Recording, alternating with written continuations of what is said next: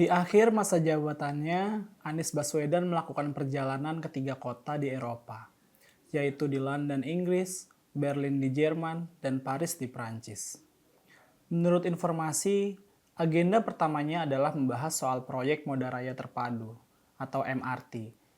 Selanjutnya, Anies akan menghadiri kegiatan terkait transportasi di salah satu negara.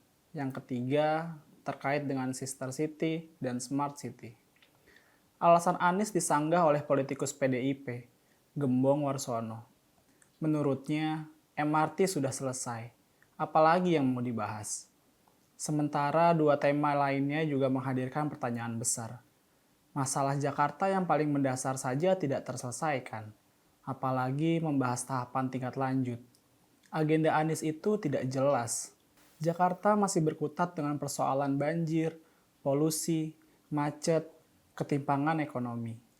Tapi yang dilakukan Anies terkesan main-main. Untuk menggeruk kali saja dia harus menunggu perintah dari pengadilan. Untuk menuntaskan janji-janji politiknya saja dia harus bersusah payah mewujudkannya. Dan celakanya, tidak ada satupun yang terlaksana. Misalnya Anies dicitrakan telah sukses membangun Stadion JIS. Ia menyatakan dalam pidatonya, 1 janji telah ditunaikan. Tapi pembangunan JIS bukan janji kampanye Anies. Proyek itu telah digagas di zaman Foke, dieksekusi Jokowi, dilanjutkan Ahok, dan diresmikan Anies. Janji Anies adalah OKOC, rumah DP 0%, drainase vertikal, menuntaskan masalah banjir, membuat kebijakan yang pro rakyat. Semuanya gagal dilaksanakan sampai akhir masa jabatannya. Alasan Anies itu sebenarnya sekedar pembenaran, agar dia bisa jalan-jalan. Masa kepemimpinan Anies memang tinggal beberapa bulan lagi. Jika ia tidak melakukan proses safari saat ini, maka ia sudah tidak punya kesempatan lagi. Tujuan kedua, tentu saja demi safari politik. Anies saat ini sedang mencoba peruntungannya untuk maju menjadi capres pada Pilpres 2024 nanti. Namanya secara konsisten berada di peringkat ketiga dalam banyak survei. Itu membuktikan Anies punya peluang yang cukup besar untuk berlaga. Kunjungan Anies ke luar negeri itu tentu saja akan menguatkan citranya sebagai tokoh yang memiliki jaringan internasional yang kuat. Anies selalu saja memamerkan kepiawaiannya dalam berbahasa Inggris, karena ia memang kuliah di Amerika.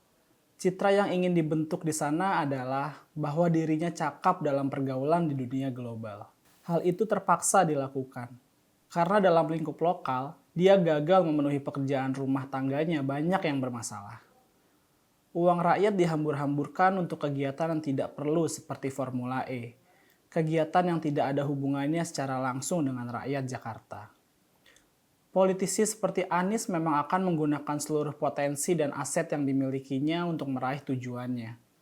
Ia pernah berfoto di dekat gerobak sampah, memakan makanan warteg dengan gestur terpaksa, atau merendam separuh tubuhnya di wilayah banjir Jakarta. Semua itu terpaksa dilakukan agar citranya yang dekat dengan rakyat tercipta. Ini memang fakta yang menyesakan bagi warga Jakarta. Selama hampir 5 tahun ini, mereka telah kehilangan banyak hal yang berharga, seperti transparansi anggaran, lingkungan bebas banjir, birokrasi yang sehat, perbaikan kondisi hidup, dan banyak lagi.